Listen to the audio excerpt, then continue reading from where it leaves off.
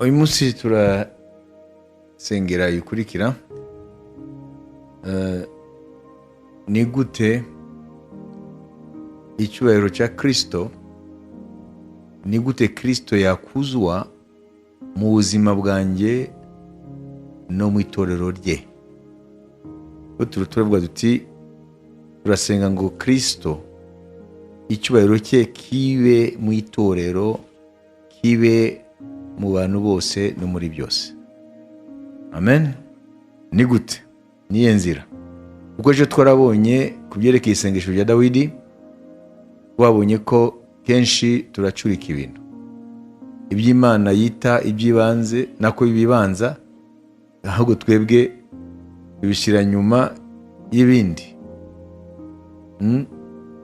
Akintu bita échelle de valeur, uko utondekanya ibintu mu buzima bwawe mu kubisumbanisha agaciro, niyo bita échelle de valeur.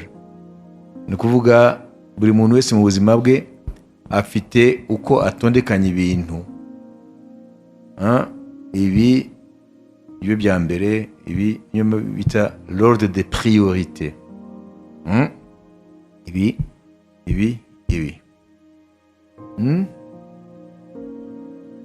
murabyumva ibyo? Ibyo bita échelle de valeur. Échelle ni ingazi, ni urwego. Urwego rufite amamarge. Ni ukuvuga ngo urwego iyo uhagaritse ari hejuru kurya. Ibyo ni ukuvuga ngo rero mu buzima bw'umuntu afite échelle, afite urwego asumbanishamo ibintu uko abiha agaciro.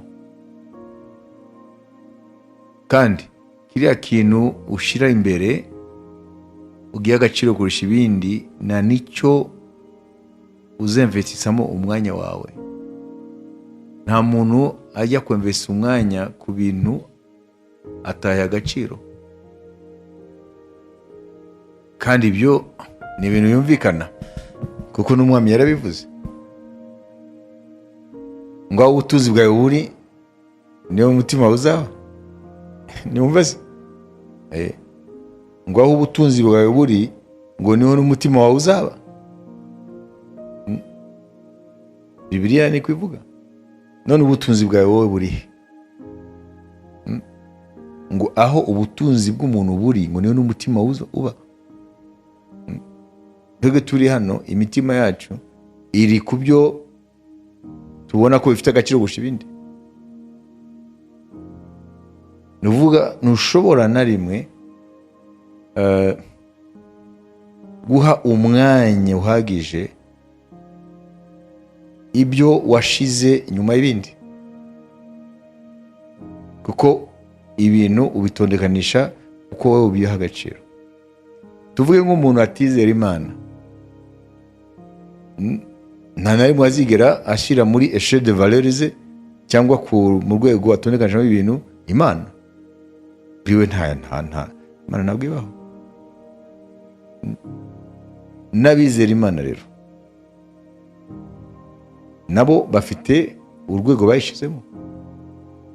Twese ko turi hano siko Imana twayishize ku rwego rumwe, biratandukanye. Wowe Imana ishobora kuba ku rwego rwa 5, uri ikaba ku rwego rwa 10, uri ikaba ku rwego rwa 2, uri ikaba ku rwego rwa mbere, ibindi bikakurikira. Uzabimenyera he? Uzabimenyera kuri investissement y'uwo muntu mu Mana. Mana ishimwe. Wabyumvise? Mutahura icyo bita échelle de valeur.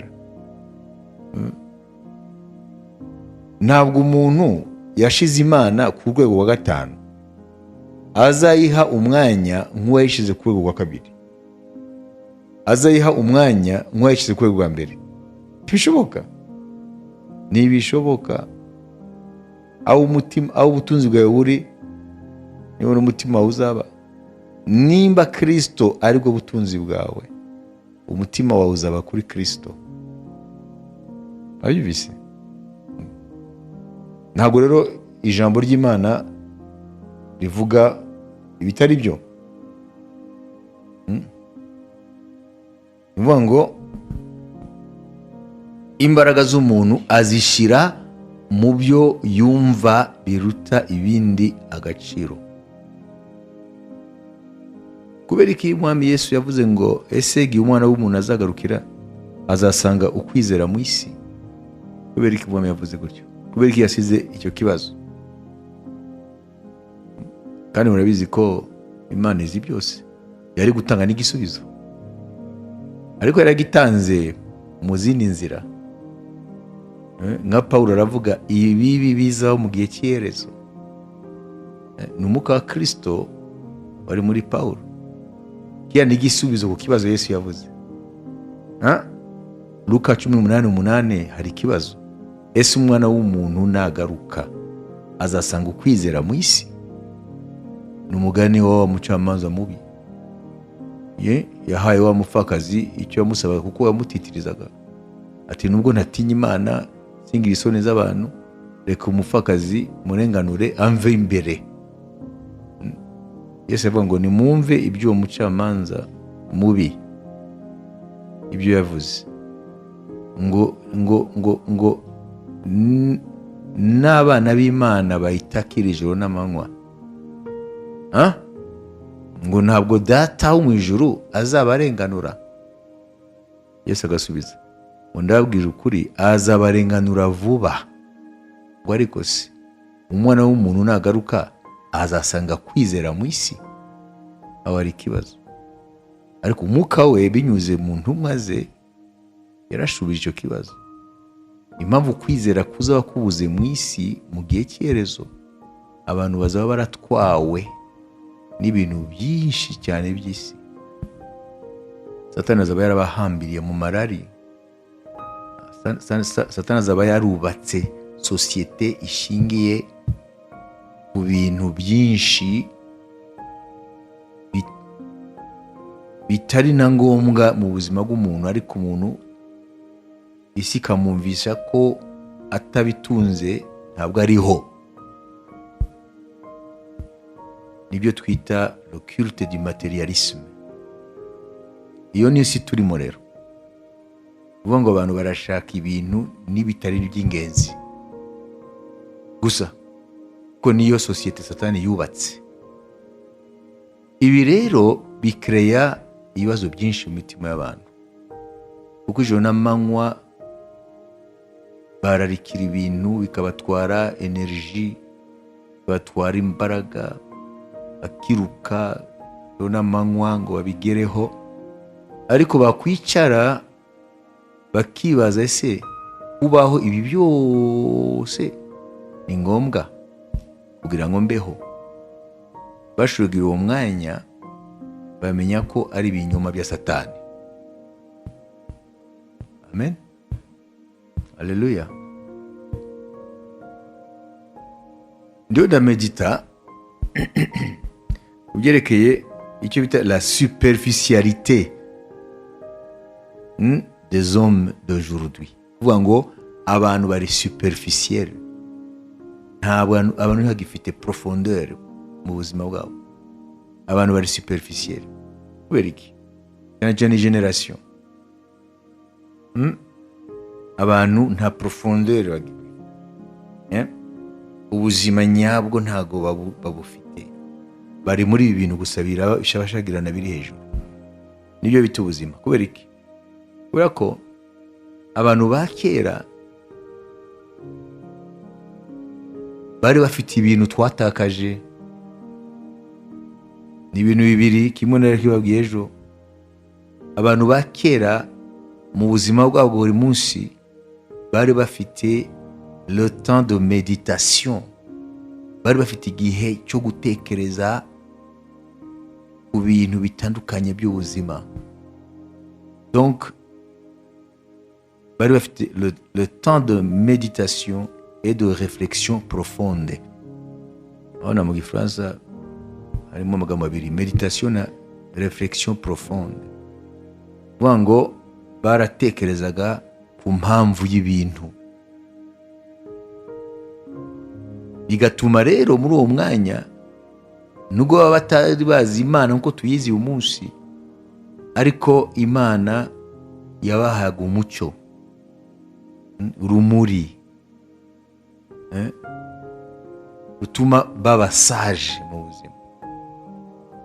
Na niyo mpamvu bigaragarira mu migani badusigiye, kuko iyi migani badusigiye iva muri meditation na réflexion profonde. Imigani ntabwo ari ibintu biza gusa muri generation imwe. Imigani ni ibintu byatekerejweho igihe kirekire n'abakurambere, bakagenda bagera ku migani. Wajya kureba ijambo ry'Imana uyu munsi, nubwo batari barifite, ugasanga c'est la même sagesse. Urumva? None se ninde wahumekeyemo? Ni Imana, kuko bagiraga ibihe byo gutekereza. Yego ntabwo bari bafite agakiza, bari bazi Yesu, ariko imigani myinshi mu moko atandukanye ku isi, bita les proverbes, proverbes z'Abashinwa, proverbes z'aba n'aba, proverbes zacu, proverbes. Iriya migani irefleta, igaragaza sagesse abakurambere bari bafite. Uyu munsi rero ntabwo dufite le temps de produire les proverbes sagesse. Ntabwo dufite umwanya wo kubyara imigani tuzasigira bejo azabaha experience mu buzima, kuko nta mwanya tugifite. Dufite umwanya gusa wo kwiruka. Hanyuma muri meditation nageze kuri iki: kuki nta mwanya wa meditation, kuki nta mwanya wa réflexion profonde, kuki nta mwanya abantu bafite wo gutekereza, kwitekerezaho no gutekereza biriho.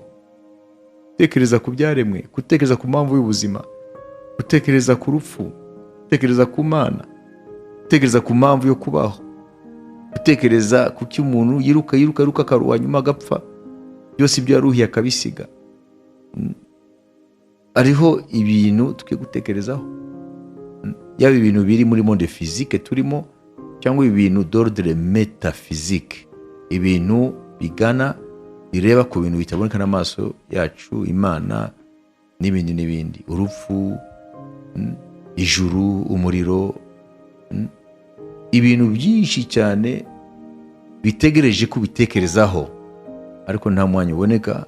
None meditation yanjye nageze kuri iki gisubizo: impamvu umwanya udahari, turi muri société, ndashakisha amagambo y'Ikinyarwanda, nous vivons dans une société,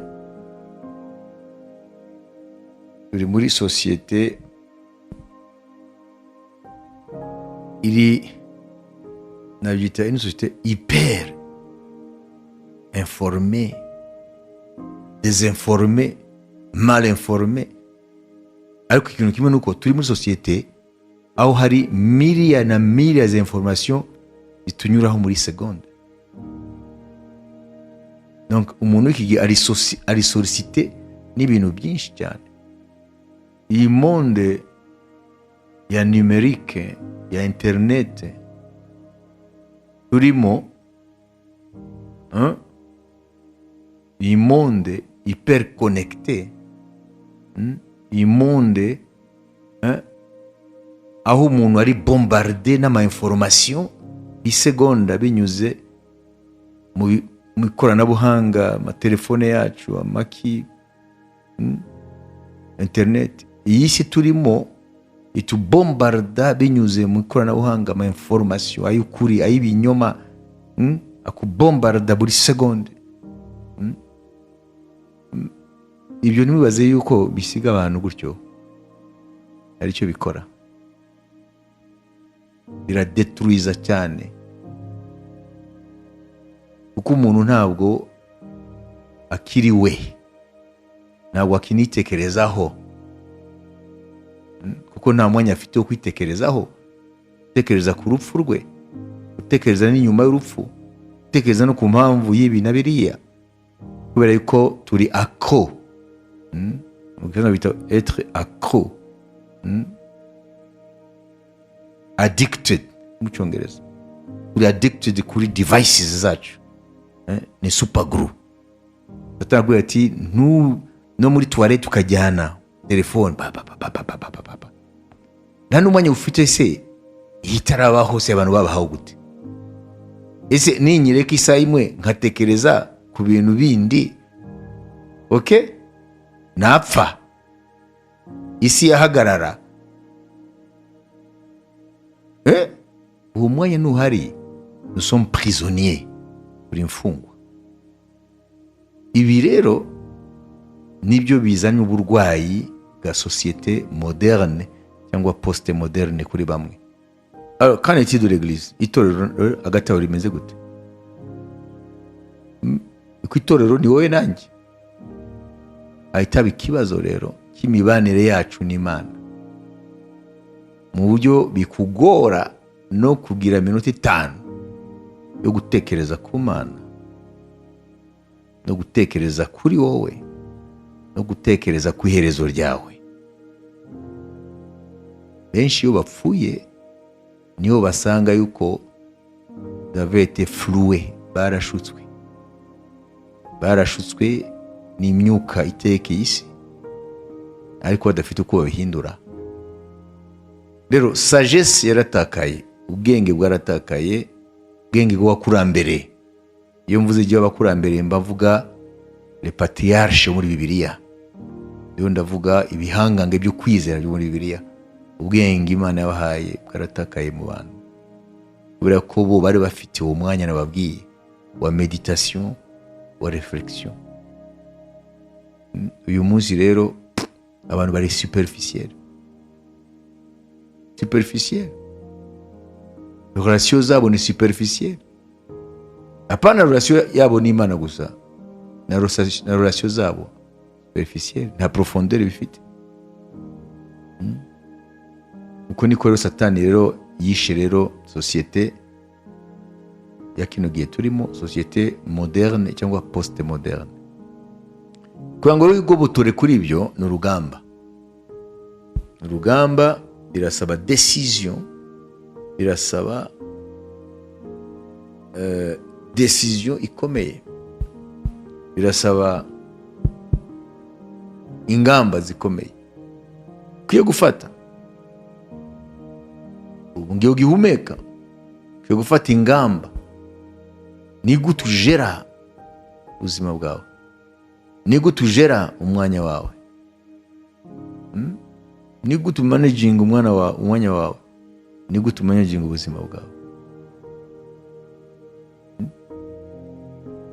Urashiramo iki, urakuramo iki? Kuko hari ibintu bikwiye kuvamo kugira ngo iby'ingenzi utigeze uha umwanya bijyemo. Iyo mvuze iby'ingenzi mba mvuga mbere na mbere Imana, ijambo ryayo, umwanya wo gusenga, umwanya wo kumva ijwi ry'Imana. Ibyo bikwiye kugaruka muri gestion y'umwanya wawe, ariko birasaba ko bimwe bihava. Rero birasaba ko ubinyuzamo umurongo utukura.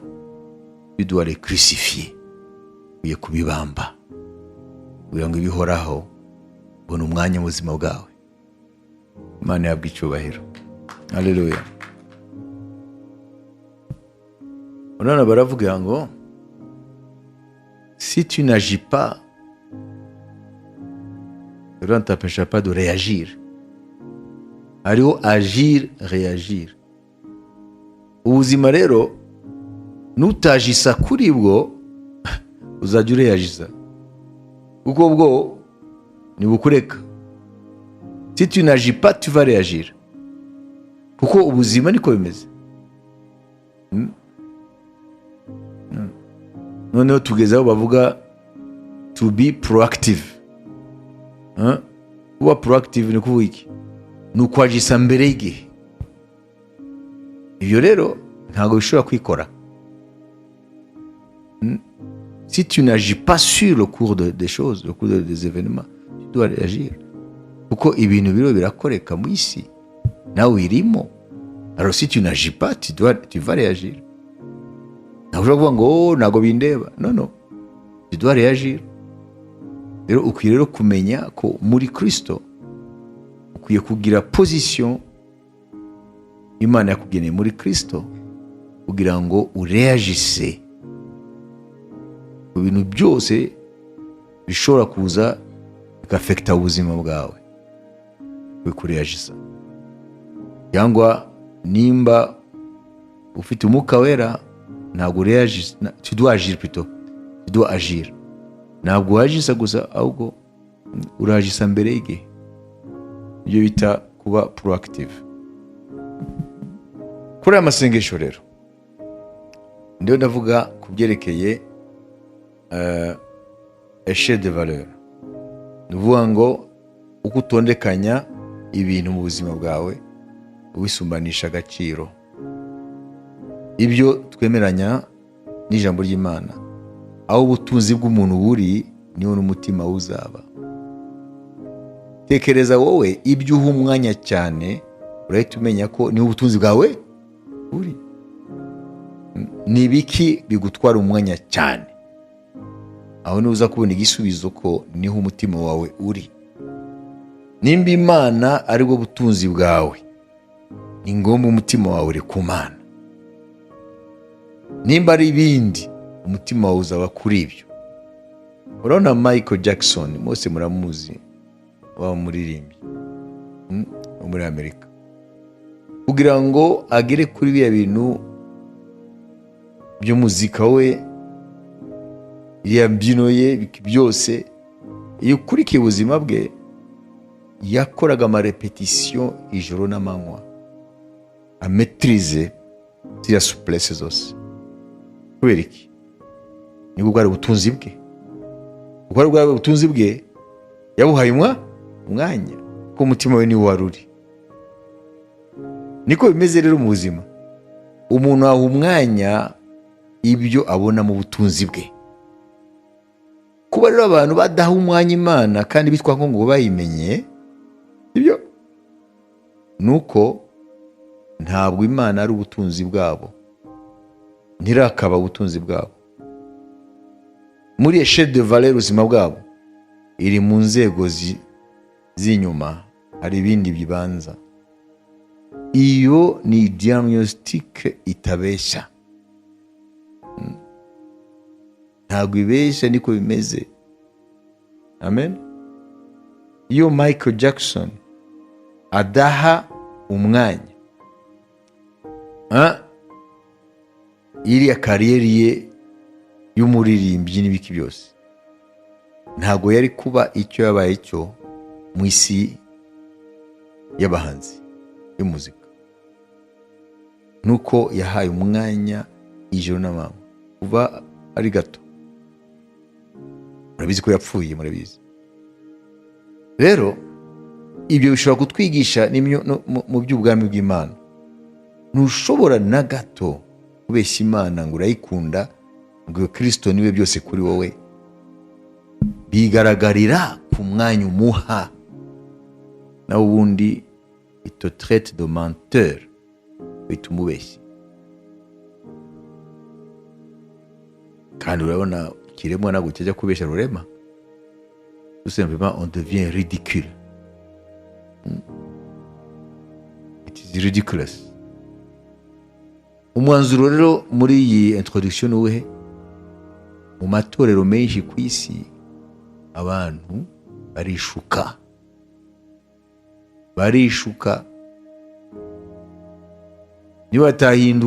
nibatahindura bazakorwa n'isoni. Reba urugero rwacu Kristo. Turafite nibura iby'ingenzi twamureberaho muri ya myaka yamaze mu isi. Urahita umenya ubutunzi bwa Kristo bwari ubuki. Reba ubuzima bwe, uramenya niki bwari ubutunzi bwa Kristo. Bwari iki? Gukora ubushake bwa Se.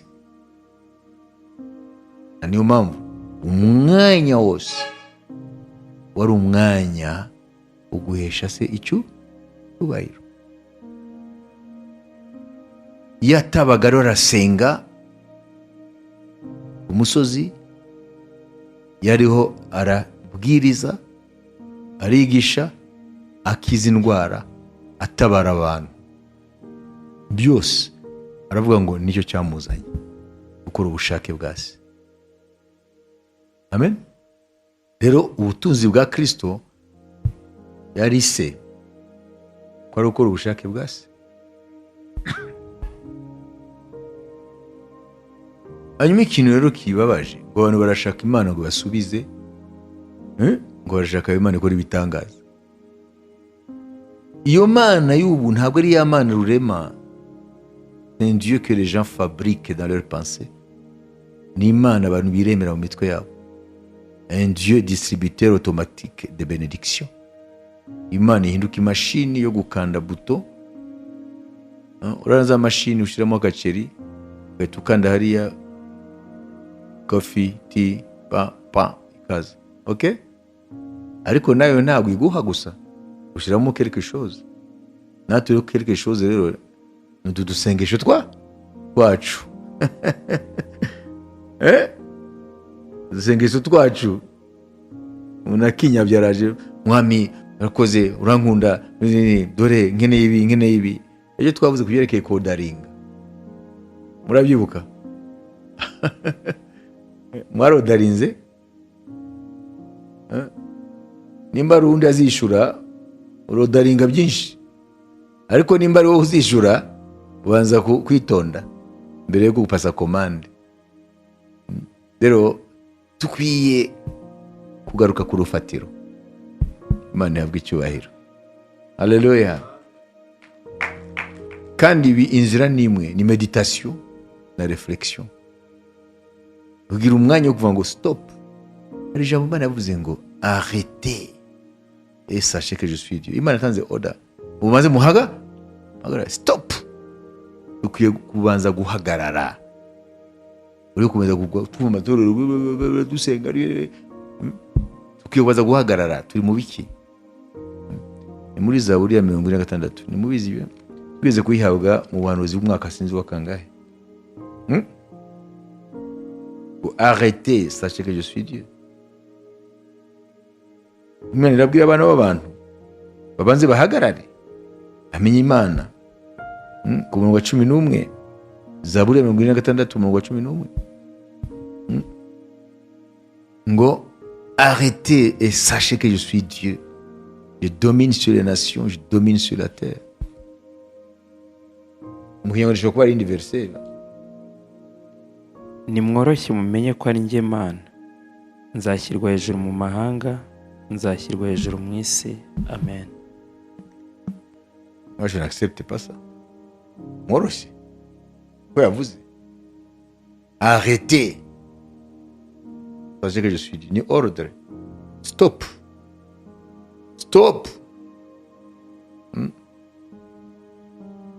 Arrêtez, c'est n'ukoroshye. Iyo uragenda ngabwa stop. Ndavuga ngo utange ugende buhoro. Arrêtez, hagarara. Baza mutekereza iyo Mana muri murasenga niyihe. Mubanye nawe umuti. Ni Imana yivuga muri Bibiliya cyangwa ni Imana we waremye mu bwonko bwawe? Ushobora kwiremera Imana mu bwonko bwawe akaba ari ibyo usenga, kandi itandukanye n'Imana nyamana. Iri jambo muritekerezeho ngo arrêtez, muhagarare, mubanze mutekereze, mumedite. Iyo Mana ni iyihe? Ese ubanye nayo gute? None si ibigare ni ukuvuga iki? Ibigare ni ukuvuga iki? Ibigare ni ukuba mu bintu birimo gusa ntumenye n'ibyabyo, sans réfléchir, ko kumenya ibyo urimo. Rero iki gihe turimo rero ni igihe kitoroshye, kubera ko abantu nta mwanya bafite yo kwitekerezaho, yo gutekereza ku mpamvu y'ibintu bitandukanye by'ubuzima n'ibyo tutabona n'amaso yacu, ariko biriho, yaba ku Mana, yaba urupfu, yaba inyuma y'urupfu n'ibindi byose. Hari ibintu byinshi bigutegereje witekerezeho ko birahari. Hari umunsi uzapfa, ibyo se urunda ko babikwigisha? Ntubizi se? Hari umuntu se yakwigisha ngo waravutse? Mumbwire ko navutse. Waravutse, la preuve ni uko uriho. Rero ntabwo ngiye kwigisha ko uzapfa, urabizi ko uzapfa. None se ntacyo rero wabitekerezaho? Bibiliya ivuga ngo abantu babaho bariye karse, baragiye kure y'ibintu by'ingenzi bakwiye gutekereza. Niyo mpamvu abantu ba kera mbabwira ko badusiga imigani iri mu bwenge bwinshi cyane, kuko baratekerezaga. Uyu munsi ntabwo dutekereza, turi muri interineti gusa, turi mu biparu, turi mu YouTube, turakurikira ibyo bariya bavuga, ibyo aba bavuga, abatukana ma YouTube, abagira gute, abahimba ibinyoma, ibyo nibyo turimo. Ugasanga rero iby'ingenzi ntabwo tubitekerezaho, turafusha umwanya wacu ubusa. Umwanya wese kuri YouTube, ku mbuga, kugira ngo uko abantu batukana, wowe yunguka mu iki? Wishakisha ibintu bikungura mu bisubizo by'ingenzi bikugarije. Ni ukuvuga ngo ubuzima ni iki? Gupfa ni iki? Ese nyuma y'urupfu hari iki? Ese Imana iriho? Nimba iriho se nayimenya gute? Ese yaravuze? Ibyo ni byo bintu by'ingenzi tukwiye gutekereza. Babyita les questions fondamentales d'ordre d'existence. Les questions existentielles. Les questions existentielles. Reba ubuzima uri hano kuki? Ninde yagushizaho? Kuzahava rimwe bizagenda gute? Uzajya he? Nimba hari Imana se uzayitunguka imbere bizagenda gute? Ko se ku munsi ugenda ubona kanaka yarahari ariko yarapfuye, si byose? Ntabwo se uzabona mu nzira ugahura n'abagiye gushingura. Uriya se bagiye gushingura se ntihari umuntu nkawe? Kuko ise wibaza ko bataza kujyana ejo kuri kabutindi, kuri icyago. Murumva ibibazo abantu ntibashaka kubitekerezaho, kandi nibyo bintu by'ingenzi, na nibyo byaraje ishinga abantu ba kera, barabitekerezagaho cyane. Nimurebe n'abari bakurambere badusigiye imigani, urebye ukuntu imigani yabo ugafata n'ijambo y'Imana rivuga ngo iyo baba abanyabwenge bakwitaye ku iherezo ryabo. Numva ko bihwanye n'Imana ivuga noneho ngo iyo aba bari abanyabwenge bakwitaye ku iherezo ryabo. Ni bangahe ku isi bita ku iherezo ryabo? Baza ko ari bangahe? Genda hariya mu restaurant hose, mu coffee shop baro baranywa coffee hariya, ugende wabaza ikibazo, ese utekereza ku rupfu rwawe kangahe? Bakakukanura amaso. Kandi ibyo babajije ikibazo cy'ingenzi, wayibise terrible ça. Kwevakiwa ikibazo utazigera ukwepa. Hari inyigisho tuzi gutanga kuvuga, hari ijambo twavuze, hari ibintu udashobora guhunga. Hari abantu bari barakabakaba 2000 bakurikira, kuko ari ibintu by'ingenzi. Izuka n'urubanza ntabwo uzabikwepa, ibyo ni kashi bizabato. Izuka n'urubanza Rurema yarabishizeho, kandi yatanze ubuhamya bwabyo mu kuzura Kristo bapfuye. None se uzagira gute kubyirengagiza? Babyita politiki ya Autriche. Wishe umutwe bibaza ko danger yagiye kandi hari. Mais il faut être idiot, il faut être bête pour essayer de se cacher, se voiler la face en face de la problématique de la mort. Parce que la mort, c'est une étude de mathématiques. urupfu rurahari, ntabwo ushobora kurukwepa. kandi buri munsi uko tubyuka, uko tubwira gute, turegereza urupfu, parce que nos cellules sont programmées pour mourir. none se imvi zawe zaje ryari? wigeze ubimenya wowe? urakumbwira ngo hari Satani? imvi zaje ryari? hari kuwa kangahe? isangapi? ndavuga bafite imvi zaje ryari? icyuzi niko zaje. n'urupfu rero niko bimeze, ruzaza, ntabwo uzigera uri kwepa. ni nk'ubusaza, ntuzabukwepa, buzaza amaherezo. ibyo se uzabaza abantu washaje ryari? ntabyo azi. weheruka yiruka afite imbaraga za gisore, ko ntazi ukuntu yashaje. n'urupfu rero niko bimeze, ruzaza igihe ruzazira. umunyabwenge rero ararwibazaho rutaraza, kandi iyo urwibajijeho, Imana ikuyobora muri sagesse, gutunga umutima w'ubwenge. Amen. nta n'umuntu atekereza ku rupfu rwe, wayumvise, adatangira kuba umuntu uciye bugufi. ubwirasi bukurwaho no gutekereza kuri finalite yawe. ubwirasi buvaho iyo utangiye gutekereza ko uri mortel, ko ufite iminsi utazarenga. Amen. Haleluya. ibyo nibyo Victor Hugo yabwiye Napoleon, uri empereur wa France. nibyo yamubwiraga, avuze ngo l'avenir est à moi. yabwiye umwana w'umuhungu kuri stade, akerekana isi yose, l'avenir est à moi. Victor Hugo aravuga ati no, si uribesha, l'avenir n'est à personne. ejo hazaza ntago hari aho umuntu, nta muntu ashobora kuninga ejo hazaza. mu byo utunze ejo hazaza ntago birimo. aussi non, l'avenir n'est à personne, l'avenir est à Dieu. à chaque fois que sonne ici-bas, à chaque fois que l'heure sonne ici-bas, igihe cyose isaha igeze, tout nous dit adieu. byose bitubwira ngo bye bye. nyuma atangira kumubwira ko ari wabwira, ntibaze ko ari wabwira abandi, arabwira wowe bivuze. aramubwira ati victoire éclatante des rois, ko yagenda agatsinda amahanga.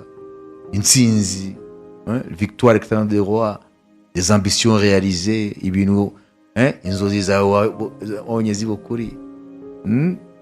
victoire éclatante des rois, ambitions réalisées, des richesses, tout ça. Tout cela n'est posé sur nous que comme l'oiseau sur nos toits. ngo byose tube turishimira, ngo bimeze nk'inyoni iri gasongero k'inzu, iyo hakomye iraguruka. natwe urupfu ruje byose biraguruka. hari n'igihe bitarindira urupfu bikaguruka ukiriho, uko byaje niko bigenda. Imana ishimwe. Amen. ibi rero benshi ntabwo babitekerezaho, so dans leur folie. nubwo babona umuntu arapfuye, baza ngo nuriya gusa, bo ntabwo bibareba. uruhinja rurapfa, bakiri bato barapfa, abakecuru barapfa, abasaza barapfa, bose barapfa. none se we ko wibaza ko uzaba exception, nawe uzapfa? gutangira kubyibazaho rero, ntaho kubaho gutyo gusa, ntuzazava muri iyi si. Imana ikwita umupfapfa, ukwiye kubitekerezaho.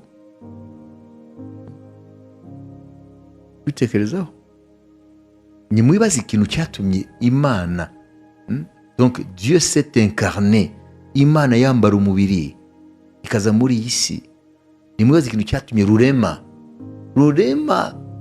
yambara umubiri wacu, akaza mu izina rya Yesu Kristo w'i Nazareti. ikintu cyamuzanye, ntibaze ko yaje kuzana nk'ikindi, yaje kudukemura ikibazo cy'urupfu, kuko azi ko urupfu nicyo kibazo gikomeye kurusha ibindi byose. Imana yahabwa icyubahiro. na niyo mpamvu nta muntu n'umwe yavuga ko urupfu utamureba, na niyo mpamvu nta muntu n'umwe yavuga ko akeneye igisubizo cyarwo. Nta wundi afite igisubizo cy'urupfu, ni Yesu Kristo. Amen. Iri jambo kujya munarirota munaritekereza aho umugenda hose, ariyo muri Timoteyo. Iri jambo ni ijambo ry'ingenzi cyane abantu bakwiye kumenya nimba bizera Imana. Timoteyo wa kabiri igice cya mbere ku murongo w'8 tugeze ku murongo wa 11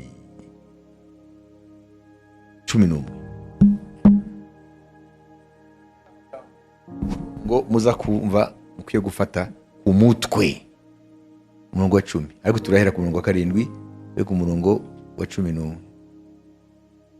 kuko Imana itaduhaye umwuka w'ubwoba, ahubwo yaduhaye uw'imbaraga n'urukundo no kwirinda. Nuko ntukagire isoni zo guhamya umwami wacu cyangwa izanjye imboheye, ahubwo ufatanye nanjye kurenganyirizwa ubutumwa bwiza, ufashijwe n'imbaraga z'Imana yadukijije.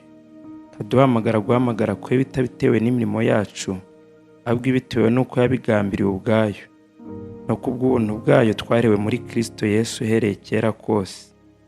Ariko none bukaba bwarerekanywe no kuboneka k'umukiza wacu Kristo Yesu, waduhinduriye urupfu ubusa akerekanisha ubugingo no kudapfa ubutumwa bwiza.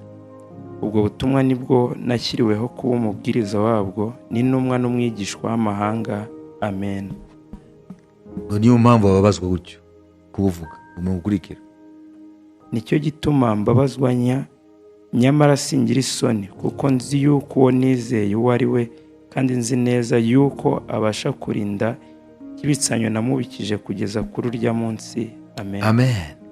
Umurongo wa 10 umurongo ni verset clé au Christ, ni kivas mu Christ. Et Jésus qui a été manifesté, Yesu yaragaragaye, il a été manifesté maintenant. Donc le dessein de Dieu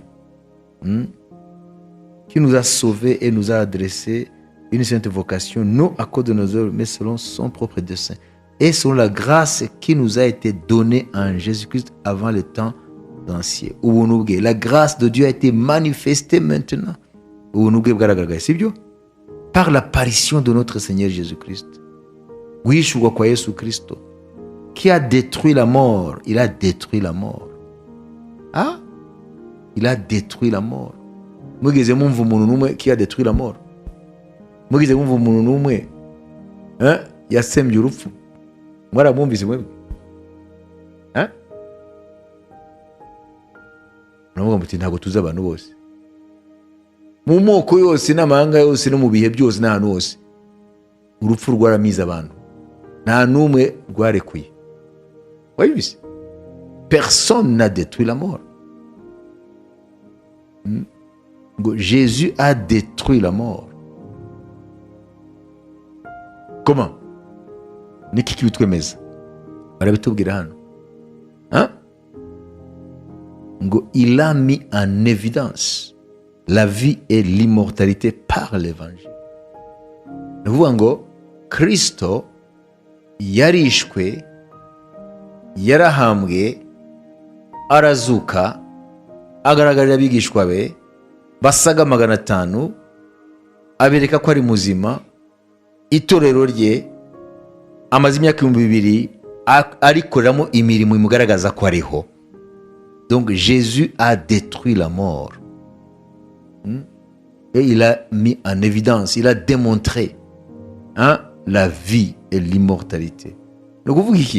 Nuvuga ngo Yesu Kristo yaje gusa pour détruire la mort. Niyo mpamvu yambaye umubiri w'abapfa ngo abone uko apfa nkabo, hanyuma urupfu aruhindurisha ubusa. Wari ufite ubushobozi kurufa ari Satani, hanyuma bature bene Adamu. Amen. Ariko cyane cyane urubyaro rwa Aburahamu. Bene Adamu ariko babaye urubyaro rwa Aburahamu, kuvuga ngo abizera aba bature ubwo bw'urupfu, ngo rwatumye kubwo urupfu Satani abagumiza mu bubata bwo gutinya urupfu. kubera gutinya urupfu bitugumiza mu bubata. Iyo umaze kunesha ubwoba bw'urupfu, nta na kimwe cyakubata. Imana ihabwa icyubahiro. Amen. Uyu munsi rero turashaka gusenga ngo icyubahiro cya Kristo kibe muri bose no muri byose. Tugiye kumenya niyihe nzira bizanyuramo. Amen. Kumenya ko ijuru ririho ni kimwe, ahubwo kumenya inzira igana muri iryo juru. Kumenya ko icyubahiro cya Kristo kiriho ni kimwe, ibyo ntacyo twabikorera, kirahari. Amen. Kristo yahawe ikuzo na Data, il a été glorifié. Ibyo ntacyo ubikoreraho. Soma Yohana 7. Ngo nimuze kuri jyewe abanyotewe mwese.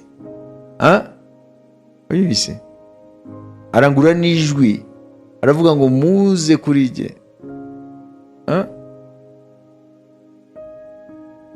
Abanyotewe munywe amazi y'ubugingo ku buntu.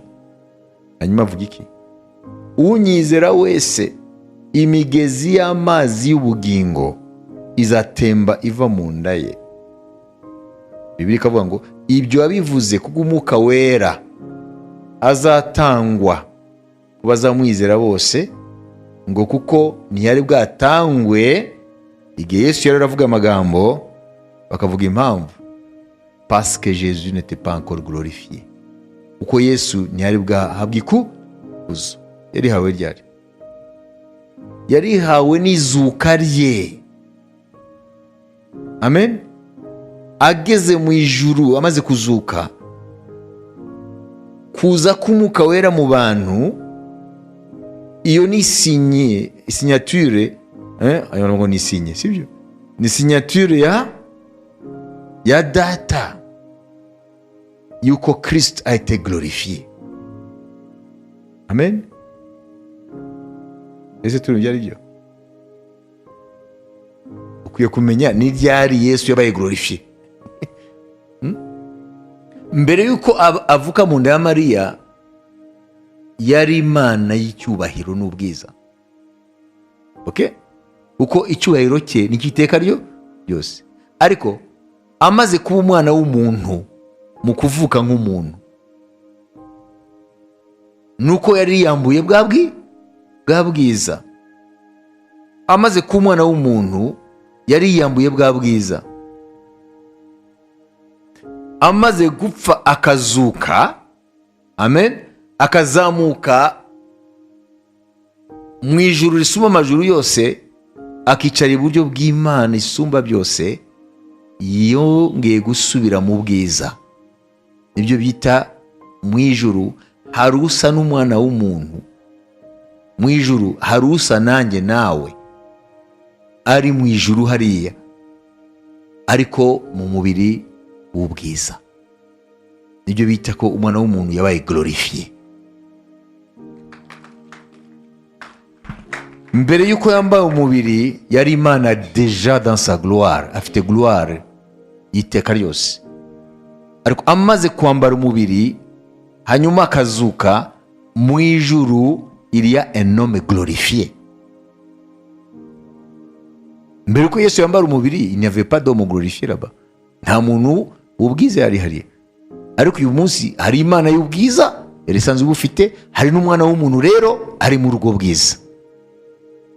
Niyo mpamvu rero buriya bwiza bwe, amen, bumuhesha gupfukamirwa n'abamarayika bose uko bangana, no kumuririmba, no kumuha icyubahiro, no kumuramya, no kumusenga.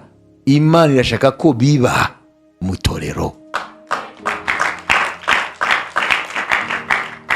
nk'uko biriho biraba mu ijuru. Nibyo dusoma hano.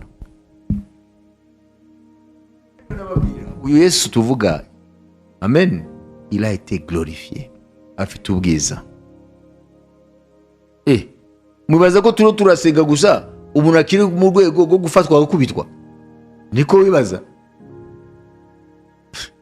Wibaza ko turasenga umuntu byagarukiye gusa gufatwa Getsemane bakamukubita, bakamucira mu maso, bakamujyana ku musaraba, bakamubamba. Oya, il est dans la gloire, ari mu bwiza. Urwandiko Pawulo yandikiye Abefeso ibice 3 umurongo wa 21, mwumve hano. nuko ibasha gukora ibiruta cyane ibyo dusaba ndetse n'ibyo twibwira byose, nk'uko imbaraga zayo ziri zidukoreramo, icyubahiro kibi cyayo mu itorero no muri Kristo Yesu, kugeza iteka ryose ry'ibihe bidashira. Amen. None wamagare gusengera iki cyumweru ngo icyubahiro kibi cyayo hehe? Mu itorero no muri Kristo Yesu. Ntabwo mbyumvise. Nuvuga ngo icyubahiro cya Kristo kigaragara mu itorero. Itorero nirimara kuzura icyubahiro cya Kristo, nikimara kuzura mu itorero, icyo bita gloire. Amen. Ahari gloire hari ugusingizwa. Hari gloire, hari ugusingizwa. Hari igitinyiro, hari kubaha. Wayubise? Amen. Niko biri mu itorero se?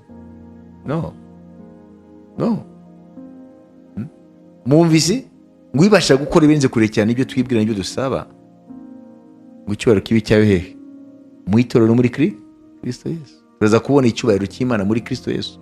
Ariko murumva ko ubushake bw'Imana nuko icyubahiro cyayo kiba mu itorero. Eske uyu munsi niko bimeze? Dumwe amatorero tubona n'amaso yacu. Oya, mu itorero ryo mu mwuka rizwi n'Imana byo birahari, ariko ndiho ndavuga mu itorero rigaragara. Murabizi expression ivuga ngo we have seen the glory of God. Nous avons vu la gloire de Dieu. Murazi iyo jambo muri Bibiliya iyo rivuze ibiba byabaye? We have seen his glory. Nous avons vu sa gloire. Murazi igihe rivugwa ni mu gihe babonye imirimo itangaje Imana. Niko bavuga. None uyu munsi rero ntago babivugwa kuko iyo mirimo itangaje nayo babona. Atari ko Imana itagifite ubwiza n'icyubahiro n'ikuzo, nabo bitwa ko bayisenga nibo batazi imikorere yayo. Bayibise? Nibangaye uyu munsi bavuga ngo babonye ubwiza bwayo. Ntabwo ari benshi. Ntabwo ari benshi. Hano baravuga rero ngo icyubahiro kibi cyayo mu itorero no muri Kristo Yesu.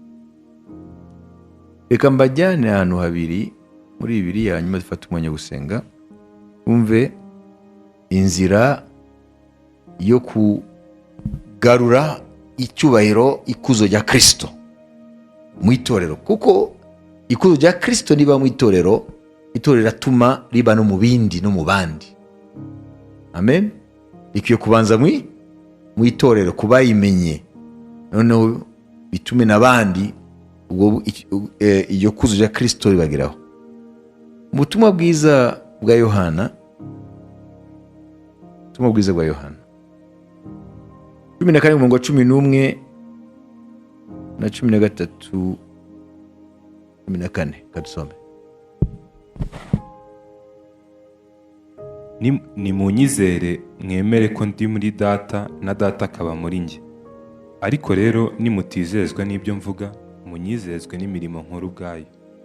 Ni ukuri ndababwira yuko unyizera imirimo nkora nawe azayikora, ndetse azakora n'iyiruta, kuko njya kwa Data. Kandi icyo muzasaba cyose mu izina ryanjye nzagikorera, kugira ngo Data yubahirizwe mu Mwana we.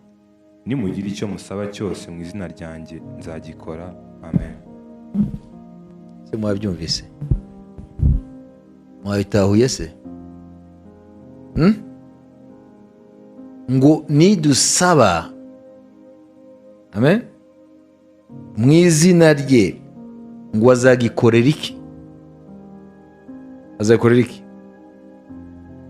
Kuko umwami avuga ko, amen, twebwe abamwizeye, ukamwizera uko Bibiri muvuga, ukamwizera mu mitima yacu, ukaba mu buzima bunezeza Imana, ngo icyo dusaba azagikora. Kubera mpamvu adushimishe gusa, kubera mpamvu hari ijambo ry'ikinyarwanda ririya rimeze gutya mutumva neza, afin que le Père soit glorifié dans le Fils, ngo kugira ngo data akuzwe muri nde? Mu mwana. Est-ce que vous comprenez? Amen. Twumvise ko Imana ishaka ko icyubahiro cyayo kiba mu itorero, ikuzo ryaryo. None se uravuga ngo inzira y'uko ikuzo ry'Imana rigaragara, amen, nuko amasengesho yacu aba amasengesho yemewe, kugira ngo Yesu ayasubize, bitume data ahabwa ikuzo mu mwana. Amen. Nicyo. Jésus ne répond pas seulement pour te faire plaisir. Ntabwo umwami Yesu akubwira ko azasubiza gusa ngo akunezeze, kugira ngo data akuzwe mu mwana. Kuko nimba ari ikintu Imana ikomeyeho, c'est sa gloire, ni icyubahiro cyayo, ni ubwiza bwayo. Iyo twemewe n'Imana, nk'uko twabibonye ejo, Imana yifuza yuko dusenga kandi Yesu agasubiza. Ubwo yashubije, imirimo ye igakoreka, ngo data ahabwe ikuzo muri Yesu Kristo. Wabyumvise? Hano ntabwo tubwiye ngo azasubiza kugira ngo mwishime gusa, ngo data akuzwe mu mwana, akuzwe muri Kristo. Ibi rero biratwankuraja, ibi biradutera intege. Kubera iki? Kuko umwami aradutumiye gusenga, gusaba, ariko tugasaba mu gihe twemeranije n'Imana yuko twemewe nayo. Wabyumvise? Kwemerwa nayo twarabyumvise.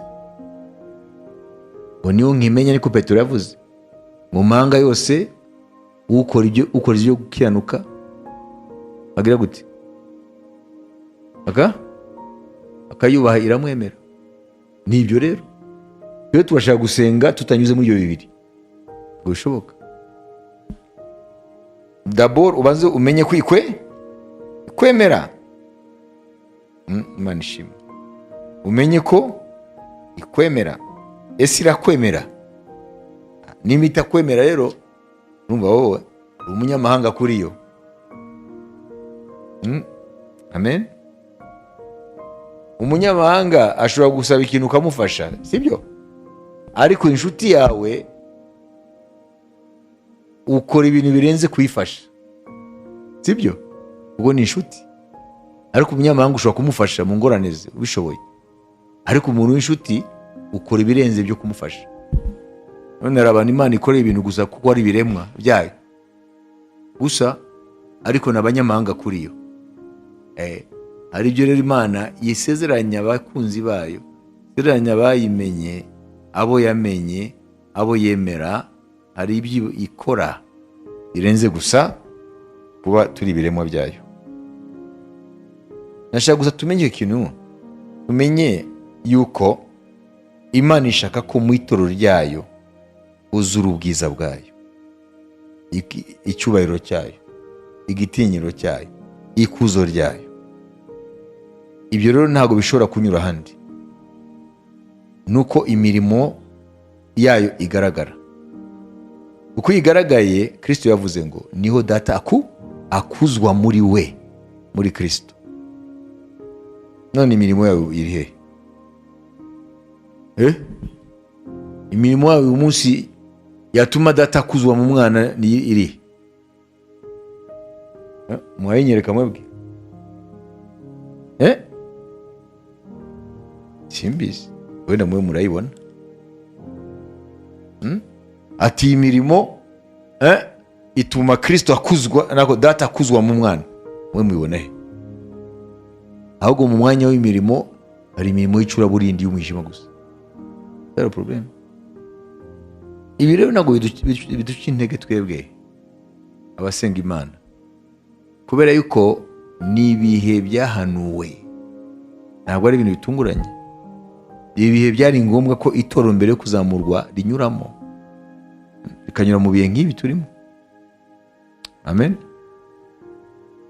Iki ni igihe cy'uko umuntu yikomeza mu Mana ye. Ntabwo ari igihe cy'amagambo, ntabwo ari igihe cyo kurebera ku bandi. Ni igihe cy'uko umuntu yikomeza ku Mana ye, utita ku by'abandi bari barasubira inyuma. Amen. No mu rugo rw'iwanyu, nimba mwese mwari mukijijwe bagasubira inyuma bose, nubwo atari byo wifuza twifuza, wowe yo kwikomeza mu Mana yawe, niho uzagirira akamaro ejo. Ariko nuvuga ngo ariko byose kutari jyenyine se n'abandi bose basubiye inyuma. Oya, ukwiye kwikomeza ku Mana. Amen. Malheureusement, murazi ikibazo dufite twebwe, turi muri sosiyete yo kwigana ibyo no kuba muri mood y'uwo mwanya. Ayibise tugendana n'ibigezweho. Nimba ibigezweho ari gusubira inyuma, tugendana nabyo. Nimba ibigezweho ari kugenda mu mihanda turirimbira Yesu, tugendana nabyo. Nimba ibigezweho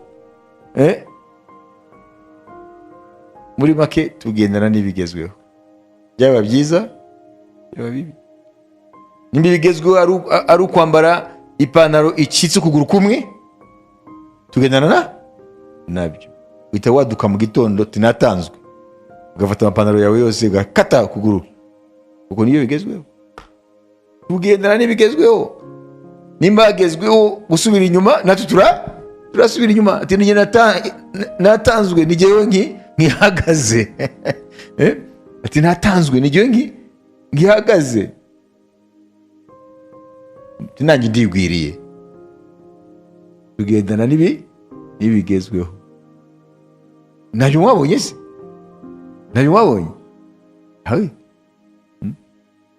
Nimba indirimbo ari igezweho, bose baririmba. Nimba ivuye ku rubuga rw'izishimwa, bose barayireka. Manque de personnalité. Cyo kibazo dufite. Manque de personnalité. Kibazo dufite. Ntabwo twubakitse mu mwami neza. Niyo mpamvu Satani aduhindagura buri kanya. Kadusomeye Sam 42 nyuma dufata umwanya wo gusenga. Amasengesho ntabwo ugwa mu ijambo ry'Imana ari cyo babuze. Amen. Pye gusenga ijambo ry'Imana rikubwira uhagaze imbere y'Imana. Dusomere Yesaya 42 umurongo w'8.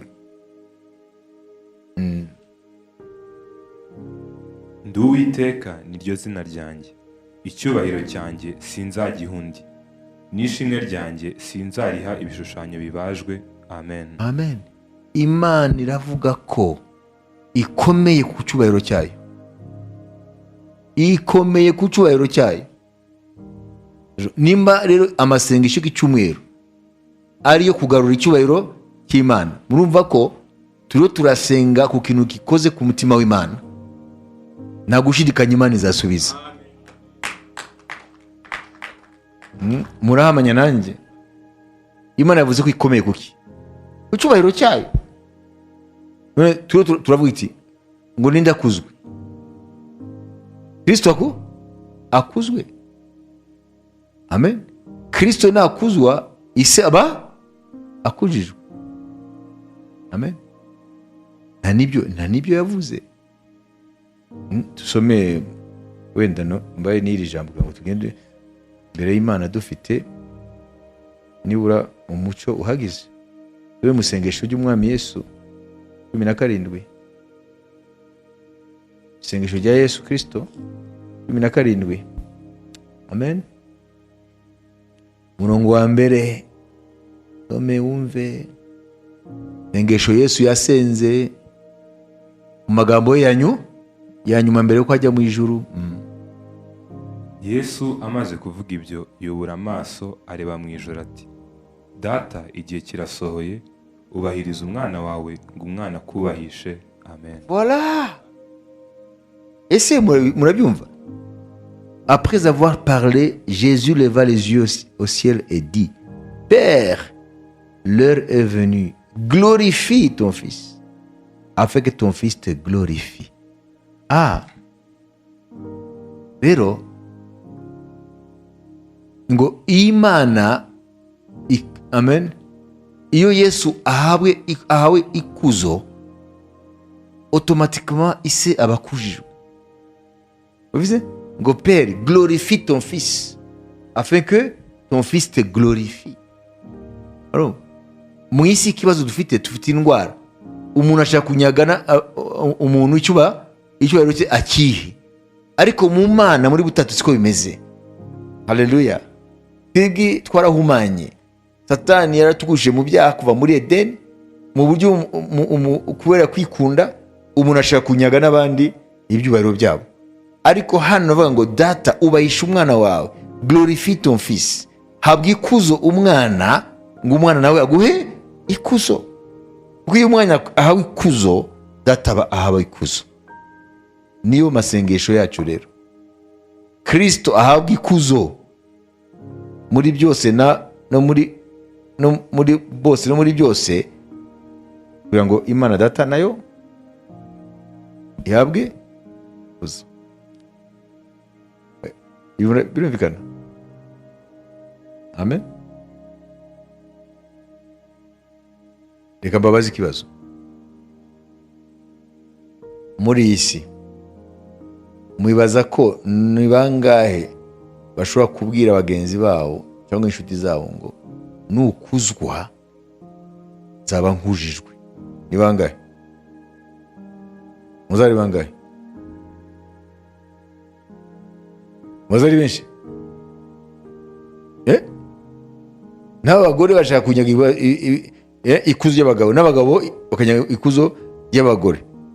Uvuga ngo twaraguye cyane hasi inyoko muntu, mu buryo kwikunda ntibituma unezerwa ikuzo ry'undi.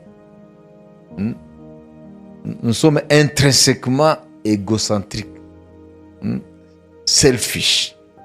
Dufite kwikunda muri kamere, mu buryo ni bake bavuga ngo nukuzwa nzaba nkujijwe. Ni bake. Niyo mpamvu hari intambara ku isi. Wabibizi? Niyo mpamvu hari amatrahison, hari ibintu byo guhemuka, hari ibintu byo kugambana. Kuko umuntu arashaka sa gloire, umuntu arashaka sa gloire, umuntu arashaka we akuzwe, ashaka ko amenyekana, ashaka ko ari wavugwa neza, ashaka ko ahabwa icyubahiro. Ni bakeya ku isi ashobora kuvuga ati mon ami, mon frère, si tu es glorifié, moi aussi je le serai. Ni bakeya bavuga ngo nuhabwa ikuzo nanjye nzaba mpawe ikuzo. Ni bake. Ahubwo nabivuga abahishe ati wahabwa ikuzo hanyuma mu nyuma nguci inyuma, hanyuma ngire gute? Mbyitwarire. Wabizi? Mais c'est ça. Murumva byo? Amen. Muzajye mumenya pourquoi il y a des trahisons. Kubera iki hariyo amatrahison? Trahison mu cyari cyo? Guhemuka. Guhemuka, kugambana. Kubera iki? Kubera icyo nta n'umwe ashaka gloire y'undi, ashaka gloire ye. Haleluya. Abize amateka ya Roma hari umuntu witwa Jules César. Jules César yari umutware wa Roma. Amen. Kayisari mujya mumuvuga se, hari abakayisari benshi ariko uyu yitwa Jules César. uwo Jules César, sena ya Roma, burya sena, izi sena mu mvango za sena z'ibigo byose ni inkomoko ni Roma. Abasenateri baramugambaniye, sibyo? Noneho yari guhura nabo, bavuga ngo nahagera rero, bari bahisha inkota hirya no hino, nahagera bahita bamucimbukiraho bamutemagure. Jules César, c'est un grand tacticien militaire ukomeye cyane, waguye Roma cyane, yari indwanyi. Noneho mu gihe ahageze abona baje kumucumita, harimo na fils adoptif we, hariho n'umwana we, apana umwana yabyaye wadopsi, si umwana wese, yaramureze, aramubona.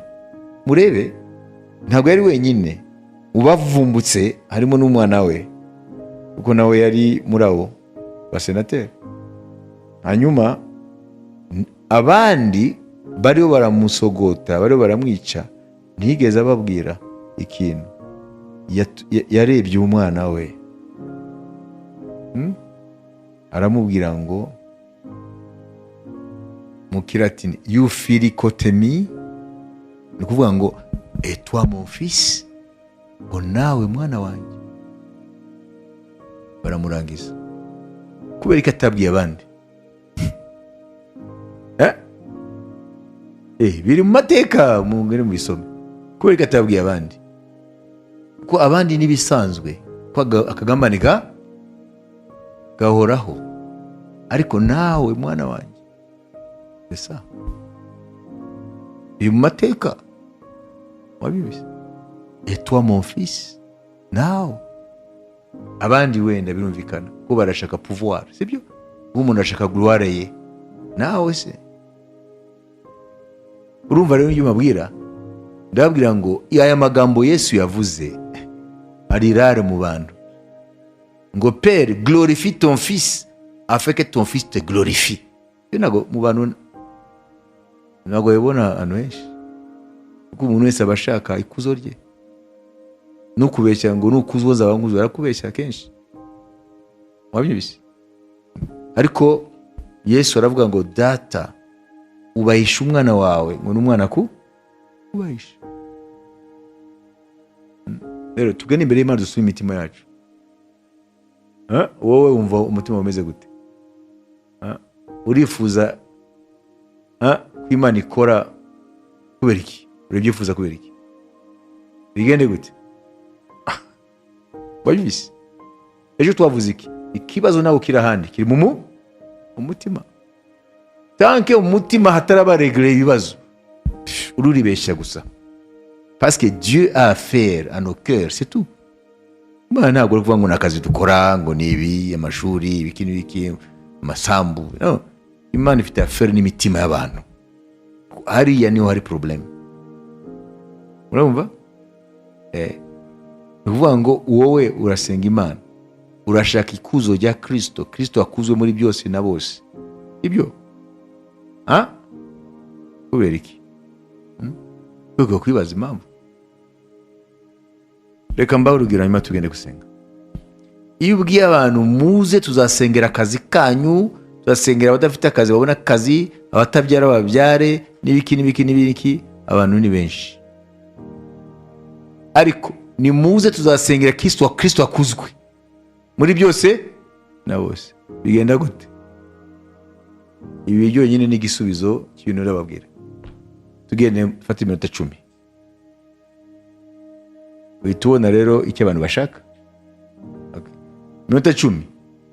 Ejo nababwira ni byiza ko tu te places dans ton coin là umedite. Ntabwo ushobora na rimwe kumva Imana ikumurikire mu gihe utafata umwanya wowe ukibagirwa ibindi, ukaba imbere y'Imana. Mana, ndondora, ngerageza umutima wanjye umenye ibirimo. Amen. Alors je vous encourage de vous déplacer. Umwe wese agenda akore meditation.